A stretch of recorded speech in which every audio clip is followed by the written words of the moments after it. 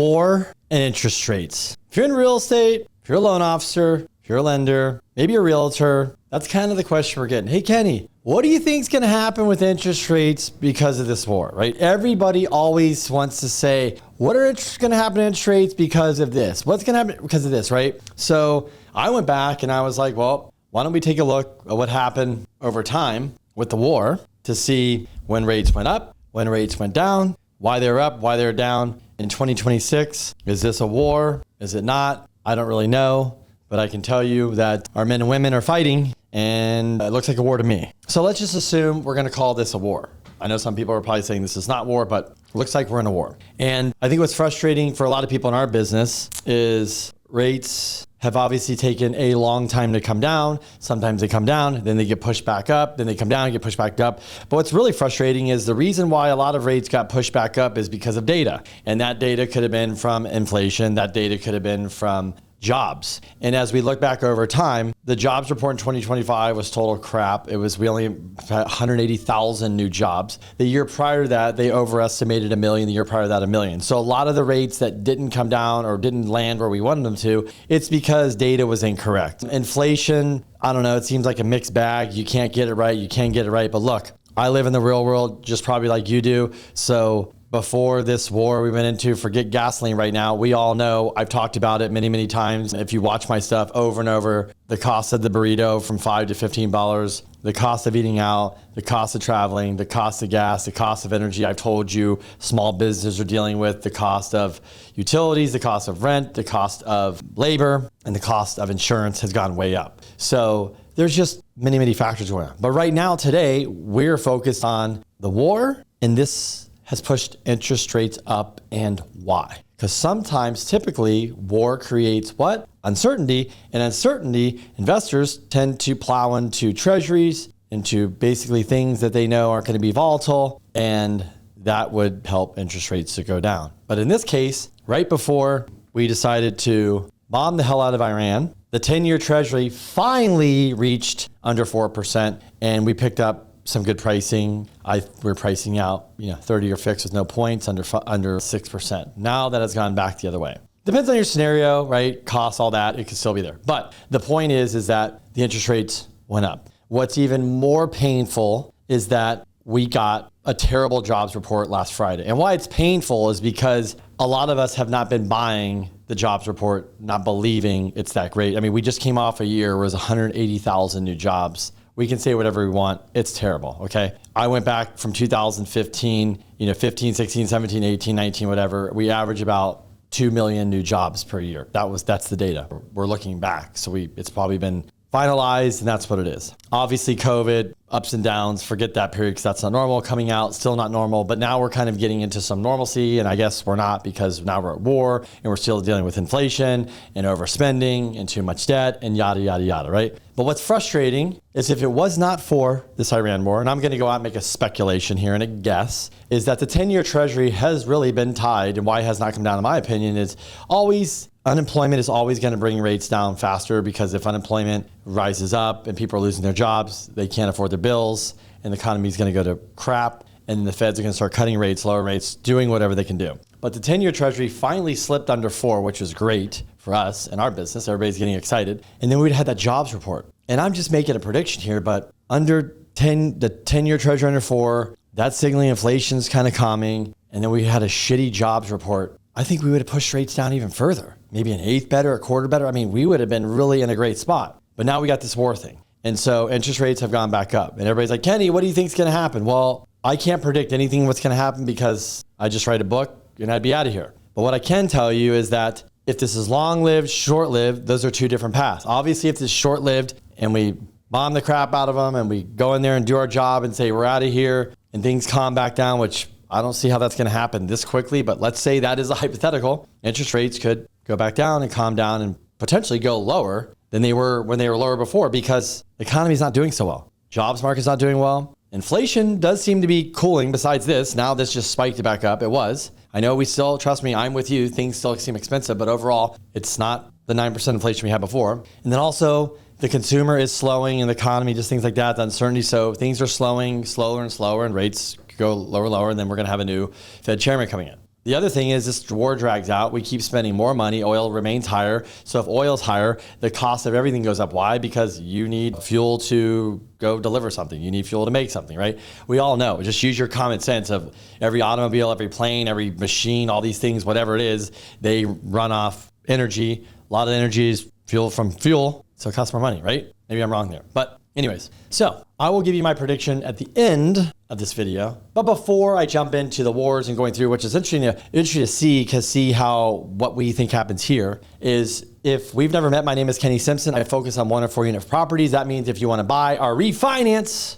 I could be your guy potentially. I could be. Whether you're a first-time home buyer, whether you're a real estate investor, self-employed, whatever it may be, we've been doing it for over 20 years. It's not just me, it's a team. We use technology. We're mortgage brokers. We're really, really good at what we do. And I always joke with people, I won't fix your car, I won't build your house. I definitely cannot fix your laptop. But we are badass when it comes to mortgages and we're really good at it. So if I can help you, give me a call. Help thousands and thousands of clients, funded billions of loans. And so I shoot videos like this because I want to help educate you. And when you ask me war and rates, I'll try to help you break it down just like me and have some common sense to it. And we'll look back in history, look at the data, what's it telling us, and see what this means moving forward. So I'm going back to World War II because that's the data I got. So World War II, interest rates around 4 or 5%. The government kept interest rates artificially low. You ever heard that? Just like they did in coming out of 2008, just like they did in the pandemic. Artificially low means they pushed those down, whatever method they used back then. Obviously now they just print money, buy it down, whatever it is, right? Cut rates. They did that, probably stimulate the economy and to afford the war. The Korean War from 1950 to 1953, interest rates are about the same, 4.5%, 5%, and they stayed relatively low during that time as well. The Vietnam War from 1965 to 1975, interest rates were 6, and then they kind of shot up because at the end of the war, inflation was kind of catching up because of all this government spending, right? If you overspend and all this stuff happens, it's inflationary, and then right, usually a crash. But then we went into the 1970s. That's when inflation and the rates went to 10 to 13%. Inflation started due to war, spending, and oil shocks. Basically just the war hit and just plowed everything up. And then obviously, then you got to jack interest rates higher, just like we went through, to basically bring down interest rates. So during this in the 70s and the early 80s, rates just spiked up, inflation got out of control. I was kind of bored during that time, but I did talk to parents and people I know about it, and they said just shit was crazy and expensive. As you can imagine, interest rates on homes were crazy. And then I hear there was a refi boom in the early 90s. They said, Kenny, I remember we were faxing out sheets to people saying, hey, refi your mortgage, 9.99%. That was a deal in the early 90s. So inflation peaked in 1981, early 90s, rates came back down to 10 and 9%. That was like 1991. And obviously the economic was slowing down. And that's when the Fed comes in and starts bringing interest rates down, using their little machine, whatever they do to get those rates down, right? There's many things they can do. And then we had the war on terror, the Iraq war. Interest rates went from 8% to 5%. And that era was beginning in 2001 to 2010. Remember, that war just went on forever and ever and ever. And on the backside of that, we went through a great recession. If you're in real estate, the one that just kicked us all in the face 5 times. And then interest rates then we printed money and this is when all the things kind of started happening, folks. So, you know what I mean? We came at those high rates and here we come right in to 2008. Lower the rates, boost. If you bought property in 08, 9, 10, 11, even for a long time, you're a genius, right? And then we all thought, this market's going to crash. The real estate market's going to crash. We didn't have a war, but we had a thing called the pandemic, which was might as well been a damn war, right? The way it did. And so then we decided to drop interest rates even lower to the lowest we've ever seen. And that did, well, guess what? If you're watching this video and you lived through it, I don't need to tell you. If you have a 2.5% in your house, well, you got the benefit of it. If you didn't buy and you have a 6% now, well, you know what somebody else has. So you notice. And then welcome to 2026 as we come off of the lowest interest rates in a very, very long time. I'm not going to say ever because I haven't been around forever. As we came off of spending more money than we ever have. That's probably a true statement. Printing more money than ever. Giving it away to everybody, to businesses and people. And let's just throw it around and just, here you go. Here's some money. And you get a car and you get a car and you get money. And everybody just pissed money away and threw it out the window and everything. You know what I'm talking about? We just went through it. And then after every good party, there is a headache. It's called a hangover. And then we jack those rates from the 2s and 3s all the way up. Remember, almost at 8% and prime up. and just slammed on the brakes. And then we started to come back down that hill. And I'm just going through history here, folks, because we just spent all this money. We just had lower rates. The real estate market is not doing terribly bad. The commercial market kind of stalled, and we're all living through this. In the economy, everything's expensive. And, everything's expensive. When you came out of COVID, you could deal with it because you had the money and you paid down your debt and you had the extra savings. And then you're like, wait a second, I'm out of savings and my credit card is being racked up. And this is really expensive to do all of this. And then we started pulling back as consumers. And the Fed said what we did worked. And then inflation started coming back down. And jobs started to come back down. And the consumer confidence is slowly coming down and spending and all this. And then get a new president. And we know this president wants lower rates. And then we enter 2026 thinking, here's our year to get rates low. Here's our year. Like I'm supposed to be dancing. Well, folks, here we are. 2026, we are at war. And the interest rates that we thought were going to go down went a little bit up. The uncertainty that we had, that wasn't that much starting this year. Thought we were confident, feeling good. Well, uncertainty is pretty high. And so that's where we're at. Now interest rates are a little bit higher, not terrible. Gasoline has gone up, not good. And so what's next? Are rates going to continue to go down? With the new Fed chairman, and what are they going to do? The jobs market was a terrible, terrible print. Last year, we only created 180,000 jobs. So we all know there's not mass layoffs, just so we know, because you can see it in unemployment data. But companies kind of saying, let's time out on the hiring. We're not going to mass layoff. We're just chilling. There's a lot of Americans looking for jobs. There's not a lot of jobs. And so we're in this weird spot with jobs. Inflation is some things are better, some things are not. So it's very weird. So what makes rates go down is we've talked about this a million times. The Fed could cut interest rates. That doesn't mean the long-term rate's going to go down. Trump could take the $200 billion and buy down interest rates. The Fed can print money and buy down interest rates. They can do the spread between the 10-year and 30-year fixed. That has come way down, so that's helped us out. That could still come down. Another 20, 30 basis points, 40 basis points help us out. Fannie and Freddie could lower level loan price adjustments. So there's many things that they could do. But again, we are stuck always watching the data. The Feds watch the data, the market watch the data, rates watch the data, right? It's like, that's what it is. So we're just stuck. What will rates do? If I knew, I would tell you. But my prediction is based on what you were seeing and reading, is this war would go fast. It has to.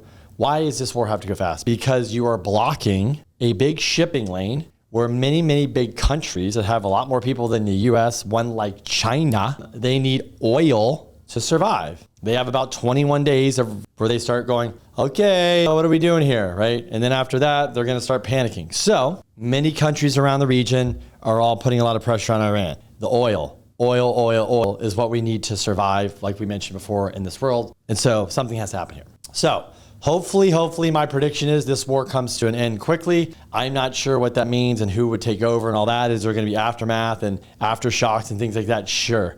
But if we can just get the war to end, we could safely get these oil tankers shipping oil, get our oil back down to then this, the $60 range again. That would be great. And if the data is going to continue where we're going to have less consumer confidence, consumer not really spending, employment just not doing very well, inflation hopefully starting to come back down slowly, a new Fed chair going, hopefully by this end of this year, second, third, fourth quarter, we're going to see interest rates come back down. Look, they have improved. We really had we're under 4%. That was really good. That was a good sign. This little war definitely got us off track. But keep the faith. Hopefully these interest rates come back down. For yours and my benefit, because we all need them. We know clients need them. We know affordability is a big factor. And if I can help run a scenario, let me know if I need anything. But that's what I got. Very interesting to look at over the time of war and inflation and coming up and down cycles. So we just came out of a high inflationary cycle. And sometimes that's followed by a recession, which technically, some people think we're in one or partially in one or this sector's in one. I think different, like for example, commercial real estate was definitely in a depression, recession, now starting to get better. The restaurant industry, if you own one, is in a recession. So right now, for sure, if you know anybody, it's not good. There's the 5% of the restaurants, 10% of the restaurants, whatever the number is, 1, 2, 3, 4, 5%, that always do well. A lot of the other ones are breaking even, losing money, so it's a very tough business. Why? Because I've already if you didn't know, watch my video on why restaurants are struggling and how this is in fact impacting small businesses. So anyways, we got to get these rates down. Where do we want to see them as an industry? Where do we want to see interest rates? What would be great? 5.5, 5.25, no points on conventional. Sounds good to me. 4.875, 4.75 on FHA, VA. Sounds good to me. Jumbo rates, mid to low fives, commercial rates in the fours, That's what we need. So anyways, thanks for watching. Share this with somebody. If I can help you, reach out. Anyways, we'll see you guys soon.